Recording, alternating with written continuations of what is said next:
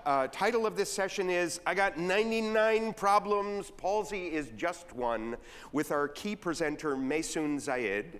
Let me first introduce our three respondents who will join her on stage, and after her presentation, we'll hear their responses, and then we'll be able to include your questions to take their observations further. So let me welcome, in order of speaking, our three respondents: Michael Tiknis, Executive Director of the Harris Theater in Chicago; Ali MacManus, singer-songwriter from the Detroit area; and Dr. Herman Gray, Executive Vice President of Pediatric Health Services at the Detroit Children's Hospital. Come on out.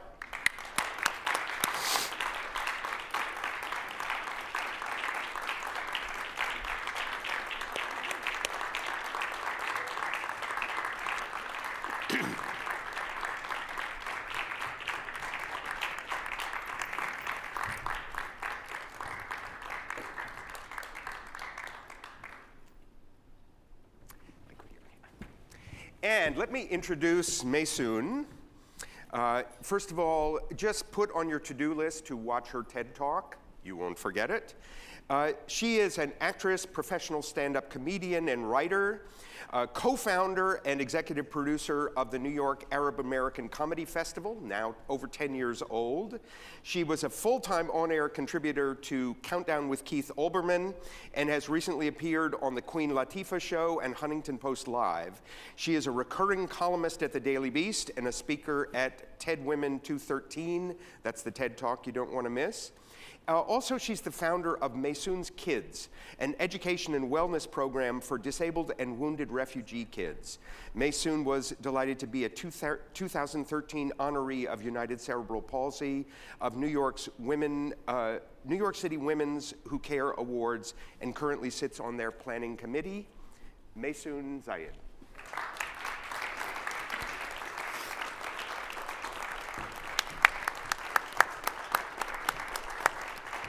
Good morning, SphinxCon.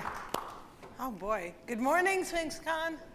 Good morning. Like, show me that you're actually happy to be up at 9 a.m. on Super Bowl Sunday in the snow in Detroit. Good morning, SphinxCon. Good morning. Woo!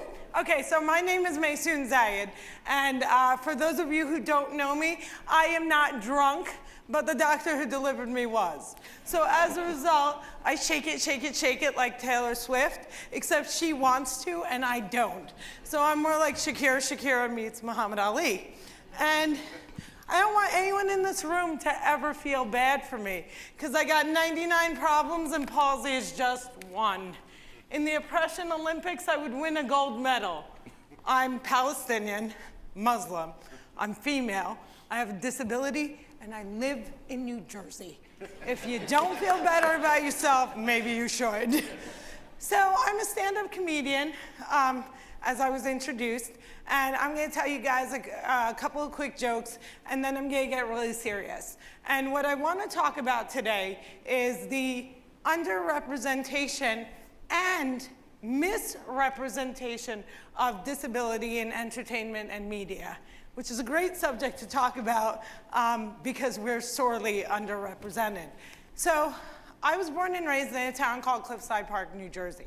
And when I was growing up, I was completely 100% mainstream.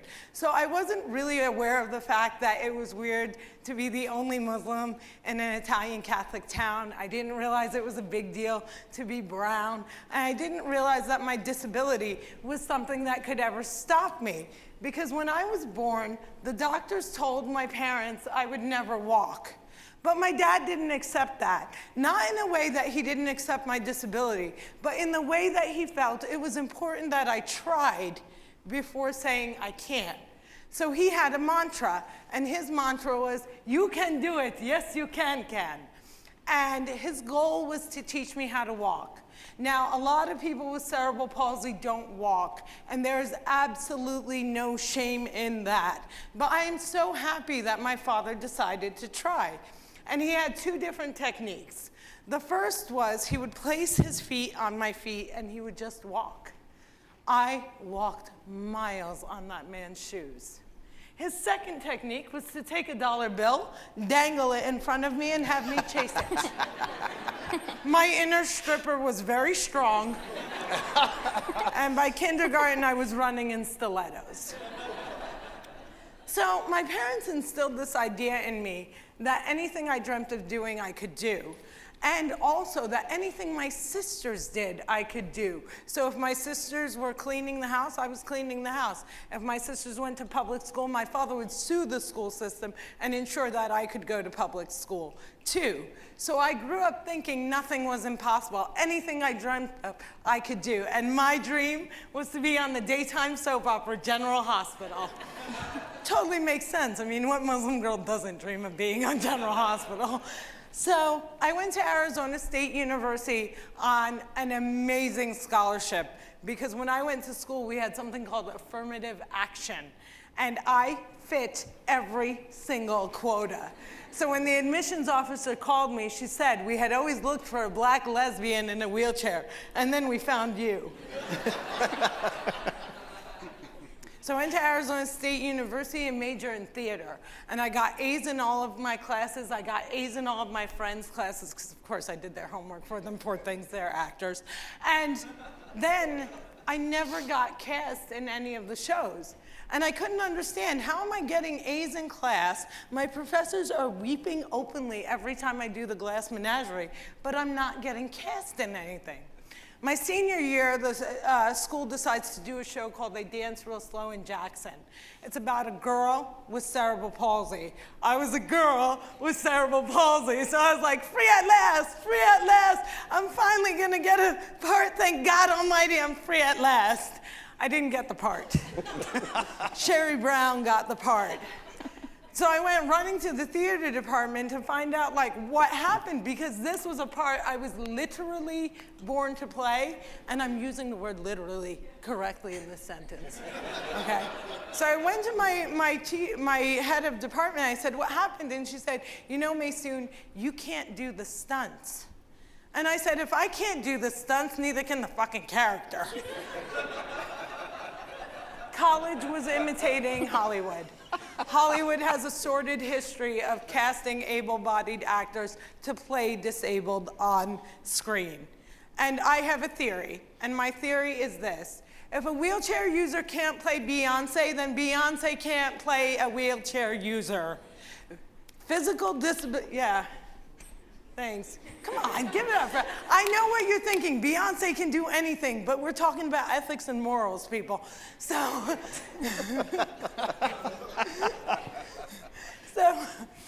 I graduated college and I started trying to get a job in Hollywood.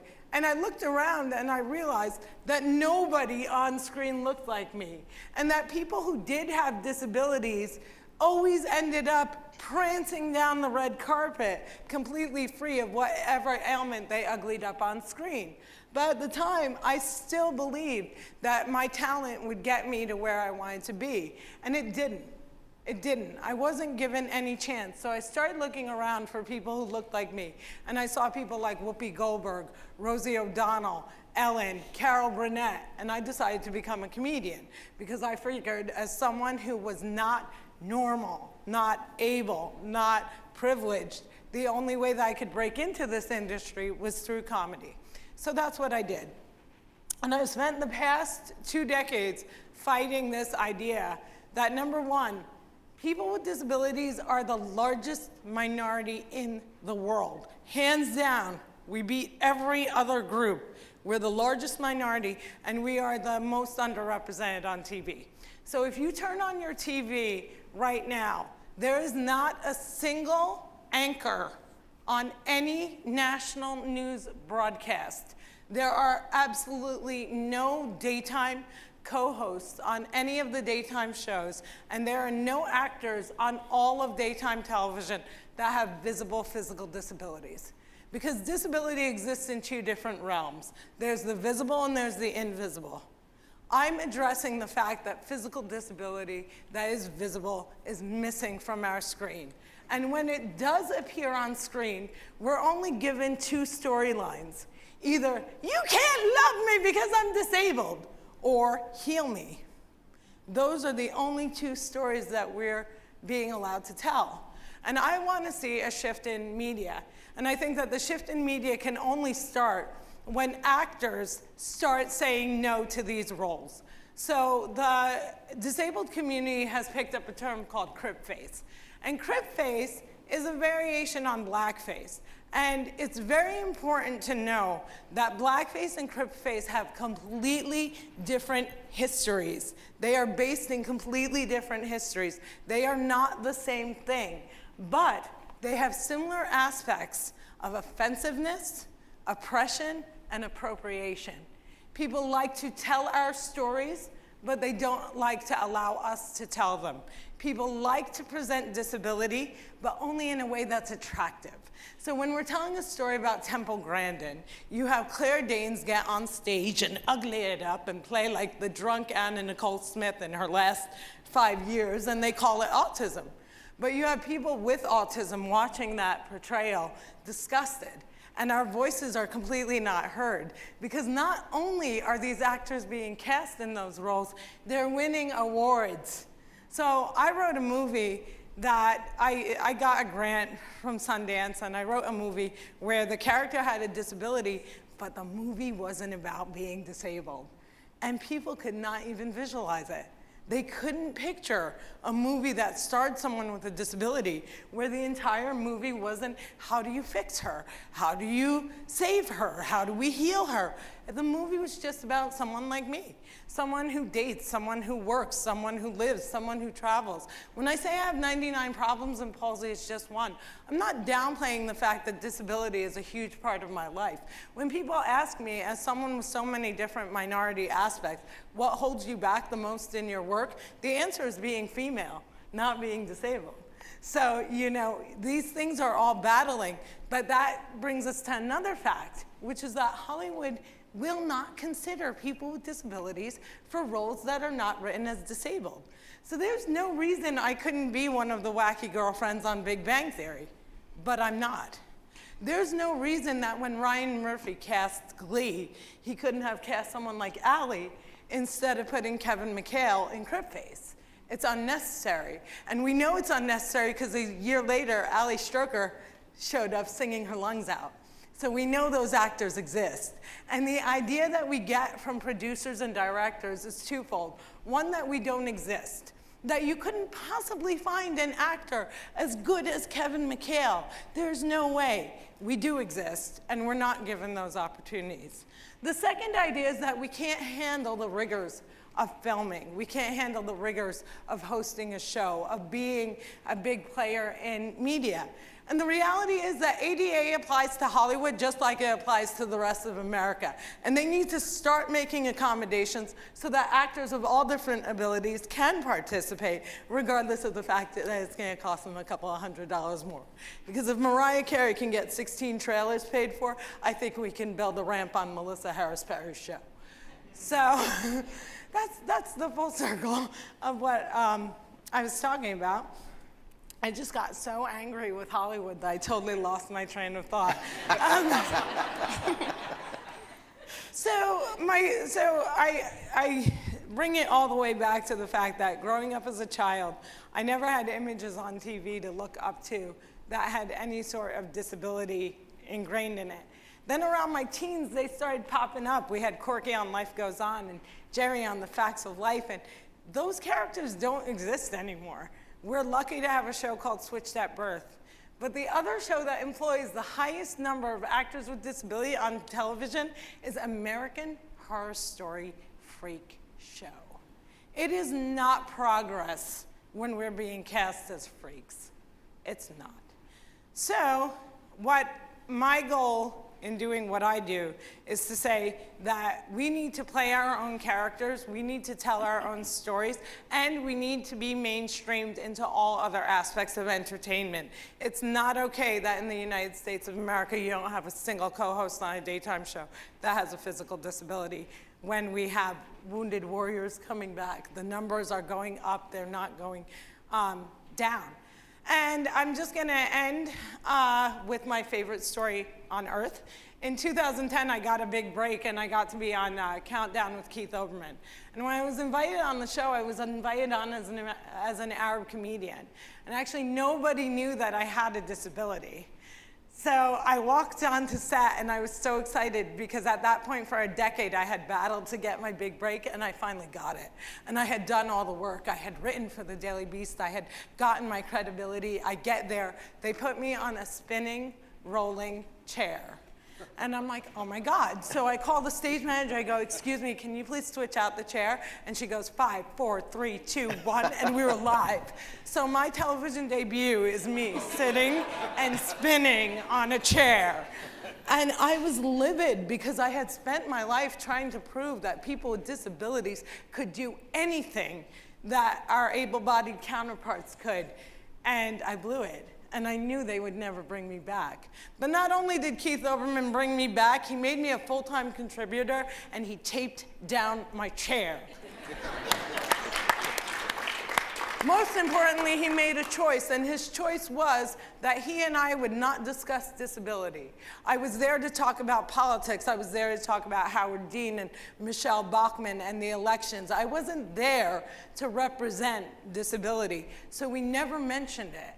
And like any egomaniacal actress who dreams of winning an Oscar and being on General Hospital, as soon as I was done, I went home and Googled myself, thinking people would be like, my God, the Lost Kardashian is brilliant. Instead, what I found was a game of people trying to guess my disability.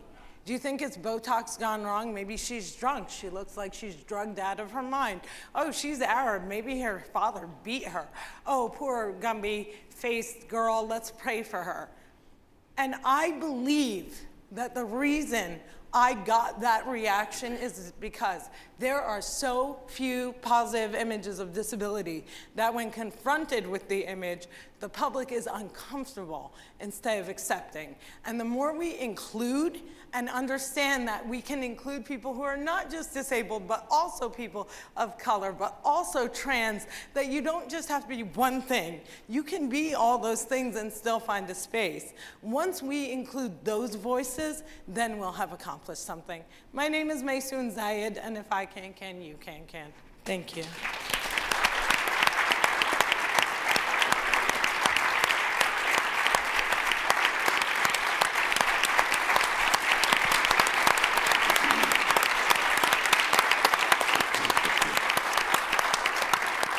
Thank you, Maysoon, for a rock star start off for us. We have 3 responders, and we'll just pause for an etymological reminder that the word respond means to promise back. So these are our 3 colleagues with deep experience in direct relation to what Maysoon has introduced. And so we're going to have about roughly 5 minutes of response from each. And then we're going to invite you to come in with questions you may have for any of our guests on the stage. So to start with our respondents, Michael. What a hard moment to follow. How can one follow being inspired beyond belief? I mean, really, it's just incredible.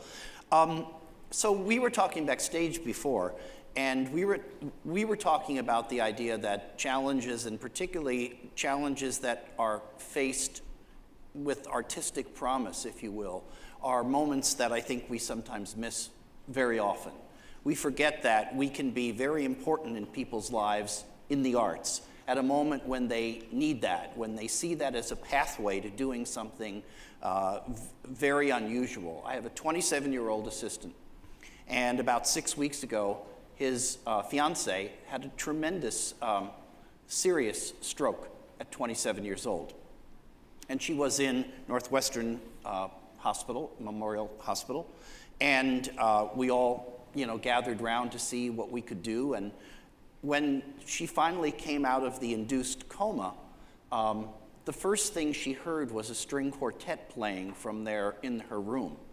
And when we later asked her what was the experience to be gained at that age, by going through the idea of just a terrible stroke, a really horrible stroke that could have ended her life, she said, the only thing I will ever remember is coming out of that coma and hearing that string quartet play. It made the whole experience different for me. So I think, you know, in some ways you were sort of talking about that because you can and you are a comedian.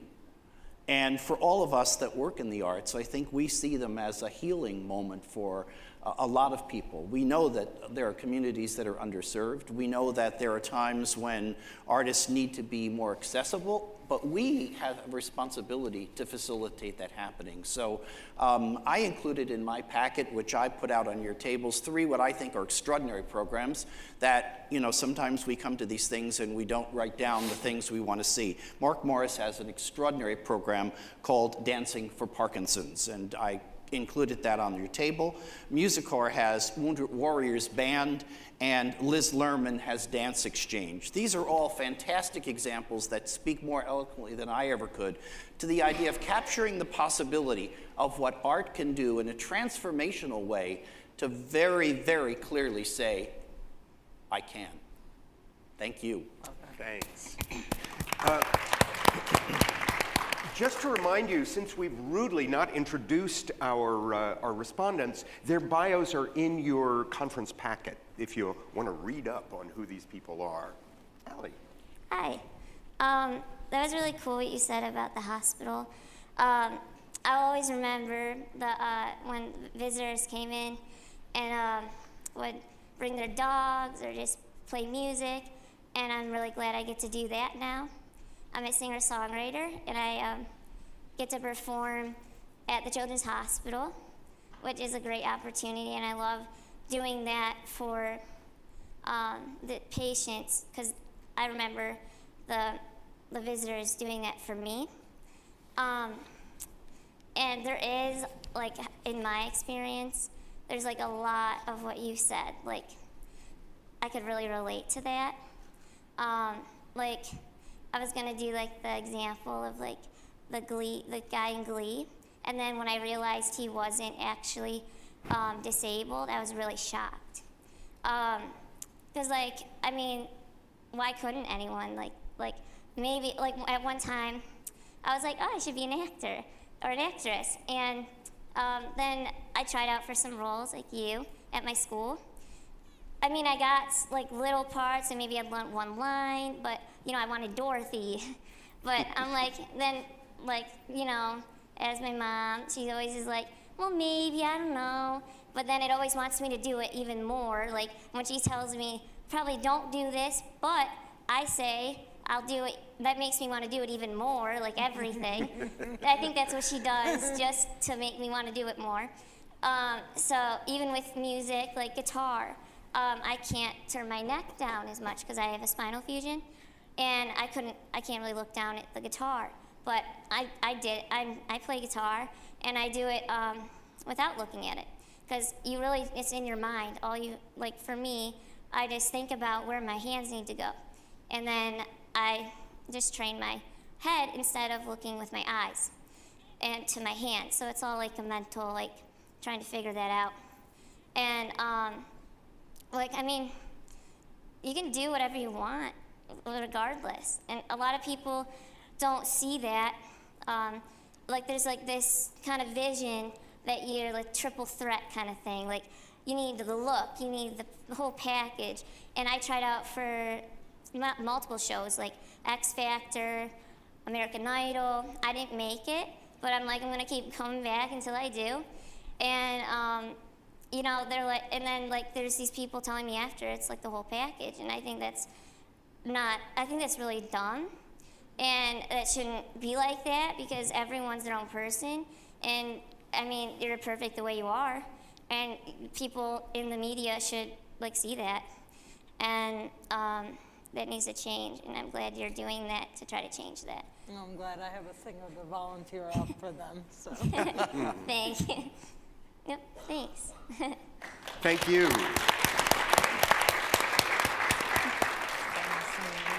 And Herman. I'm really delighted to be here this morning, and after hearing Maysoon and my fellow respondents, I'm even more delighted to be here. You know, as a pediatrician, a number of individuals with disabilities, of course, spend a lot of time in the place where I've, live and work, and and am reminded of what Ali just said. Everybody's perfect in their own way, and for you to open our eyes, or at the very least remind us that we are so much more than what you just see, and that each one of us, specifically as an individual with tremendous talent, skills, dreams, wishes, hopes, challenges.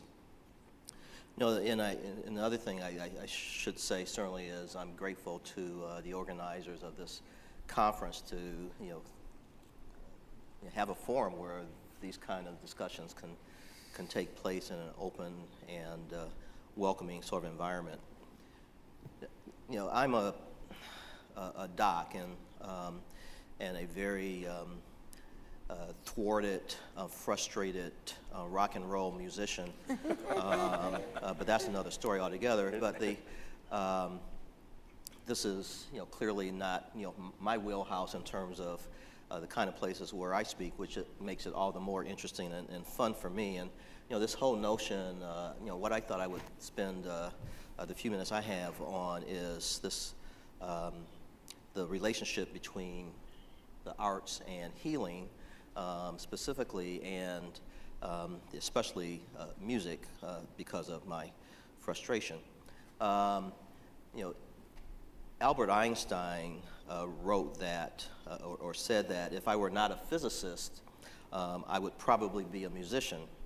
I often think in music, I live my daydreams in music, and I see my life in terms of music. And that, of course, a man with an extraordinary intellect and genius. As a pediatrician and a leader of a children's hospital for a long time, I have firsthand experience with the value and importance of music in a healthcare environment. And that's what I'd like to talk about, two things. One is what can be done in a healthcare setting to engage and integrate arts into that setting. And secondly, just to touch on how music and the arts can impact health. So we started a healing arts program at Children's Hospital here in Detroit many years ago, and it was our belief at the time that a strong presence of the arts in the hospital would improve the overall climate and culture within the organization, as well as promote healing. And an additional benefit that we were really hoping to accomplish was that children who normally were not being exposed to live music would have an opportunity to actually see and interact with musicians. And the program has certainly absolutely lived up to our expectations. The Children's Hospital of Michigan is roughly, the patients that go there, roughly 70% of them are covered by Medicaid, so by definition are in poverty. And it's a very, very diverse community of children and families that we serve. Under the leadership of Grace Sarah, who's our the program director, we have grown into a number of things. We have musicians who are coming to the hospital on at least a weekly basis, interacting with the kids, either one-on-one or in group sessions or playing in the lobby, and just in a variety of ways. I was at the hospital a couple days ago, and we had our Detroit Symphony Orchestra musicians there. We had two bassoonists, and I have to say it was the first time I'd seen a 7 or 8 year old kid dancing to a bassoon duet. Of course, it was also the first time I had heard a bassoon duet playing, a spiritual Amen, and some Beatles songs. And so, and they were having a blast, and so were everyone that were around them. We have one-on-one interventions by a music therapist, and it's fascinating to see a neonate who is 4 days old in our neonatal intensive care, and to see as the guitar is playing or the voice is singing softly, to see their heart rate start to slow down and calm down, and their breathing to become more even and less labored, and their blood pressure reading on the monitors to become more normal. And this, as interesting to see toddlers and school-aged children playing in a group music session, or adolescents who have some terminal illness, who write their own songs so that people remember them, not just for their disease, but for their dreams and their hopes and who they fundamentally are. We have musicians, of course, from the Sphinx. Our young Sphinx musicians are coming. And so not only is that an opportunity for the kids in the hospital, but it's an opportunity for those musicians to have a performance venue.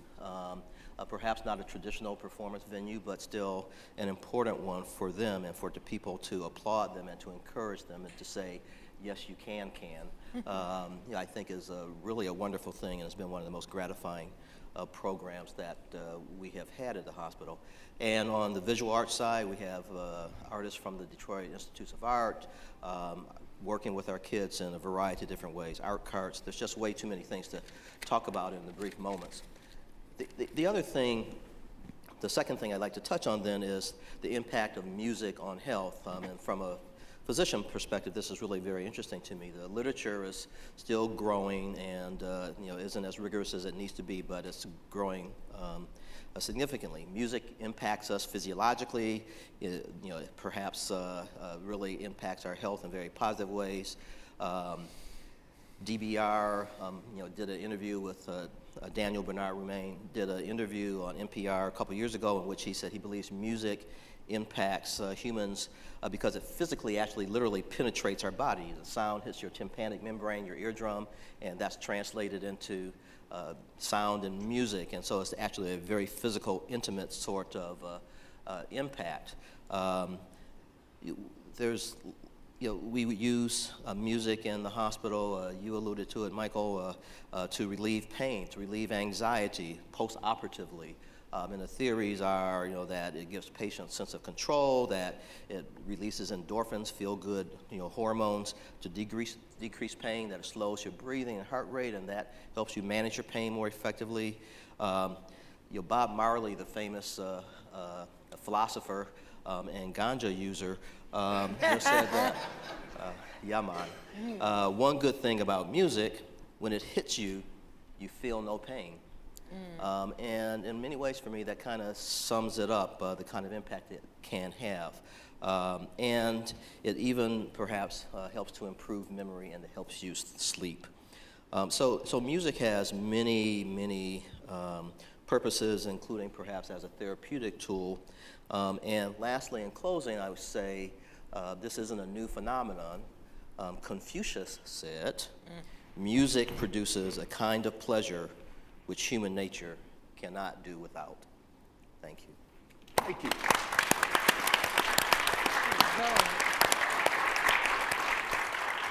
So we have a chance for you to bring some questions to our resources here. Just one little note. I noticed a theme came up that has been recurrent, two themes actually, that have been recurrent throughout our days. The first one is about entrenched preconceptions. And you mentioned them in Hollywood. And the other theme that came up right at the beginning is the strong word disrupting. And so I noticed a kind of hidden theme running on stage of disrupting entrenched preconceptions. And so maybe some of our comments can bring us to that. And I'll just point out for myself, I did several years of work with VSA Arts, which is a Kennedy Center program that works with people with disabilities in the arts all across the country. And in my early work with that group, where my own entrenched preconceptions got disrupted was I consistently became referred to myself as the currently abled Eric. And boy, that changed me for life, recognizing that in fact, all of those supposedly, quote, normal people are actually the temporarily abled people of the US. Well, let's see what questions we may have from the audience. Please throw your hand high if you have a question or a response for our people on the stage. Yes, please, and stand up and a mic is coming. Thank you. Thank you. Is this on? Yes. My name is Liz. I'm a grad student at Ohio State, and I also teach a social justice and visual culture course, and I worked a little bit with VSA Ohio. And I want maybe to hear your thoughts on something I hear from my students a lot, which is seeing athletes in advertising with physical disabilities, and they come up with this idea, well, if that person can do it, I can do anything. And I feel like that's very unequal. You're setting someone with a disability as a motivational point for currently abled people to feel better about themselves. And I'm trying to figure out how to discuss that with my students, so I am interested to hear your thoughts. I missed the middle part of it. You think that it's... Well, my students... Put the mic a little bit bit closer. louder. My students come There you up go. with, we try to talk about disability, and they see... And they talk about the athletes that they advertisements, yeah, athletes maybe in the Paralympics, athletes in Nike commercials, if someone Yeah. is in a wheelchair, then, Right. oh, they can do it, I can do anything. Right. And I feel like that's very unequal. see. Right. So I think there's a couple of things. I think, by the way, that reality and sports are excelling with including disability far more than fictional media. So you do have people like Amy Purdy and Bethany Hamilton, and there was a bachelorette who also had a disability, so even we got to see that people with disabilities could be whiny psychopaths that need to be sent home. And I think that the integral problem that you're looking at is the fact that often people with disabilities are only shown as as being inspirational. So if you haven't excelled in like such an unrealistic, exceptional way, you're not really shown. And I agree that we're isolated to that image of either being inspirational or someone who needs help. And you see that with the stories that you see all over the media where, brother straps disabled brother back and they walk 5 miles. And I'm like, that looks painful and like a horrible freaking idea. But that I think that it goes full circle back to the fact that the more mainstream images you have of disability, then the less of the unrealistic inspiration, the 1 out of 10 million they're looking up to. So you need to tell them, like, let's also identify other people with disabilities who aren't, A-list celebrities who you can look up to. And instead of looking up, you need people to look equal. Yeah, Ali, I wanted to ask you, I was struck by 2 things you said. Number one, that when you hear no, you get stronger about yes. And then that wonderful demonstration of intelligence that you're of kind of how to figure out how to work around the limitation. Yeah. And those are common features in your life, yes? Oh, for sure. Yeah. When one thing doesn't work out, you have to always be resilient and figure out another way to go at it. What was the first one? The first one was this sort of instinct in you. Yeah.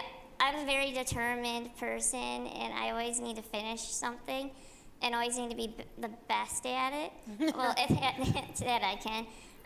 And I don't know. When someone says no, I'm like, yeah, I can, because basically, we're just like everyone else. We just have a little problem. There's this really huge image that you can't do stuff if you're either having a disability or you're in a chair. Basically, I'm just like everyone else, but I'm sitting. Right. Is that a bad thing? I don't know. But, I've just always been like that, where I'm like, I don't care what you think. I'm gonna follow my dreams and do what I want and see where it takes me.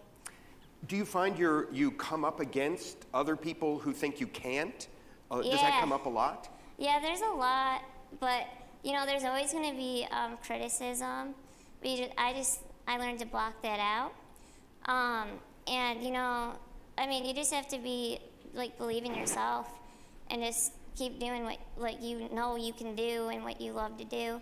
And as you said that how music helps pain. And what I always say is performing is my 3 minutes of no pain. Because I'm on a lot of medications for pain, and while doing stuff like this or music, it's like my 3 minutes no pain. So I just want to piggyback with what she said too.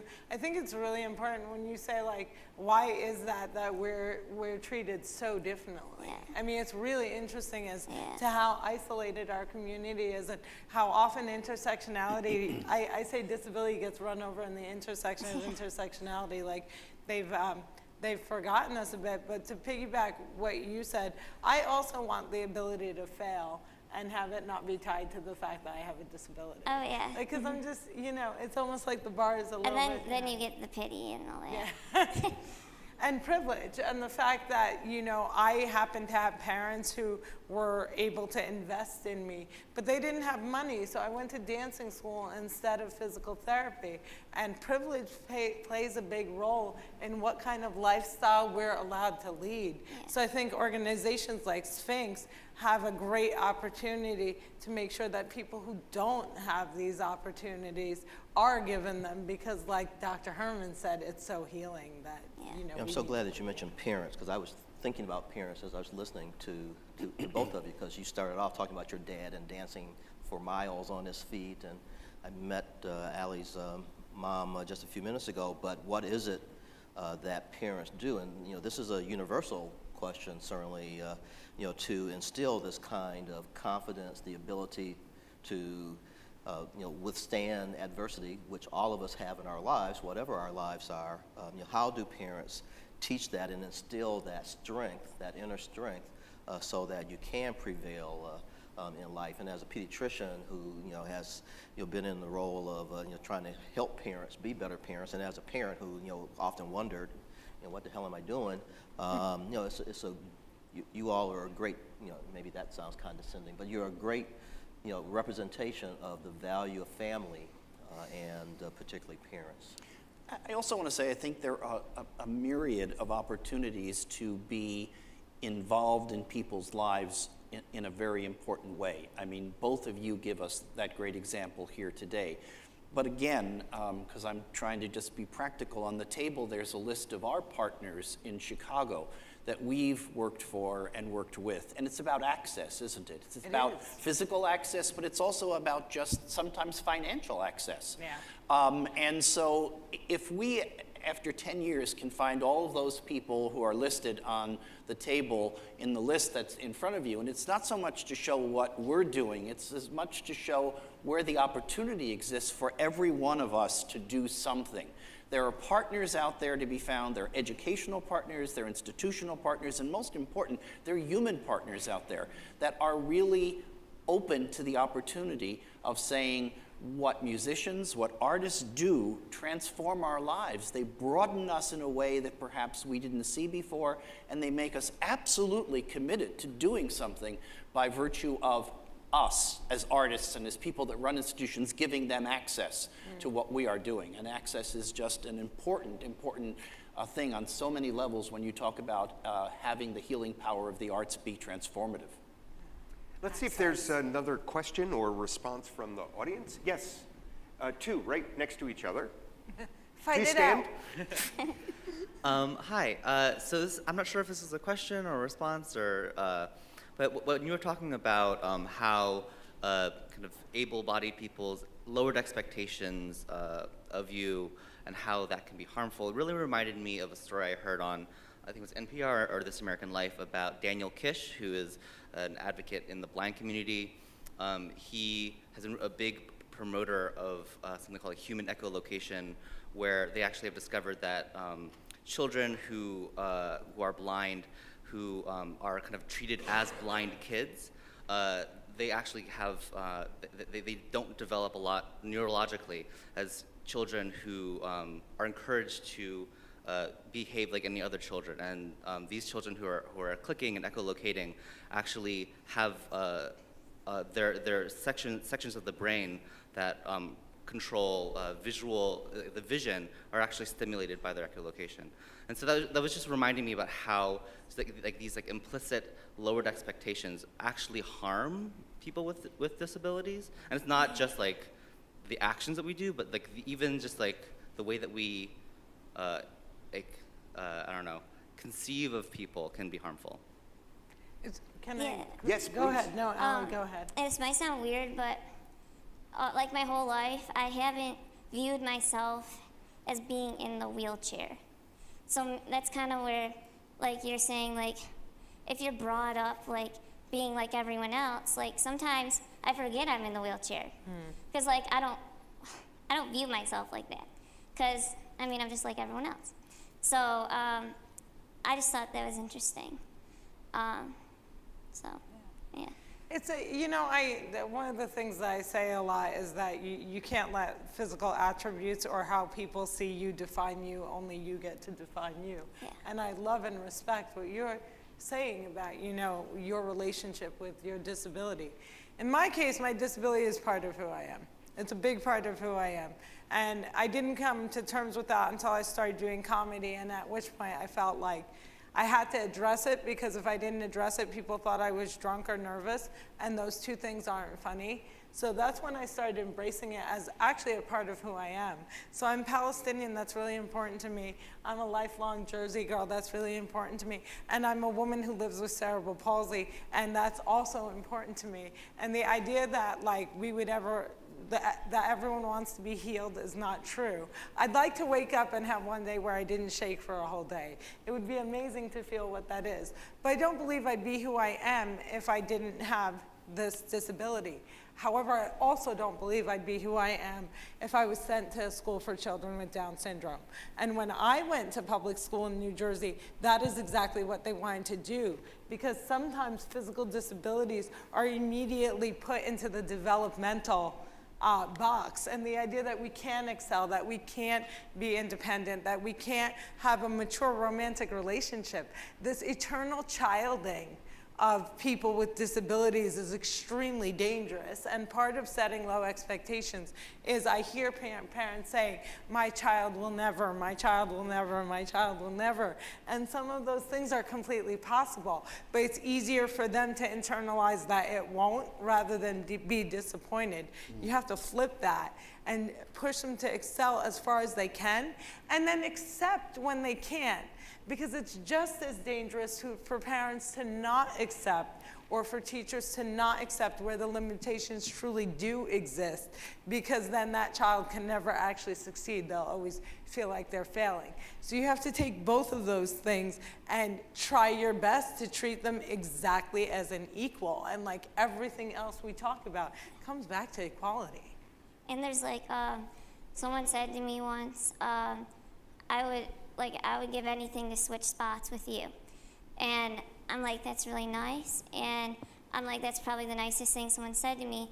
And because he's like, you have way more potential than me. And I say to him, I'm like, you have as much potential as you give yourself.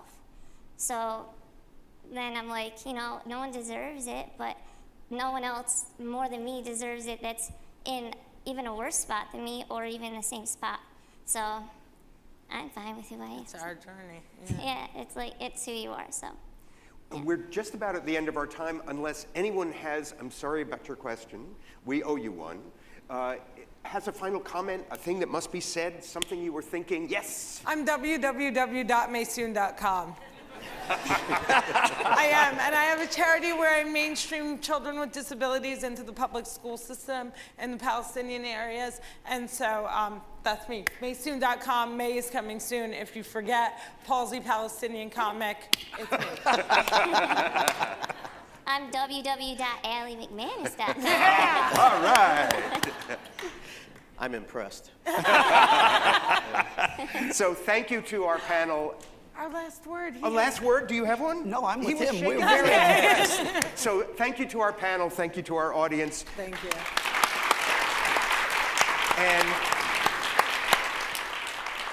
And in these handful of transitional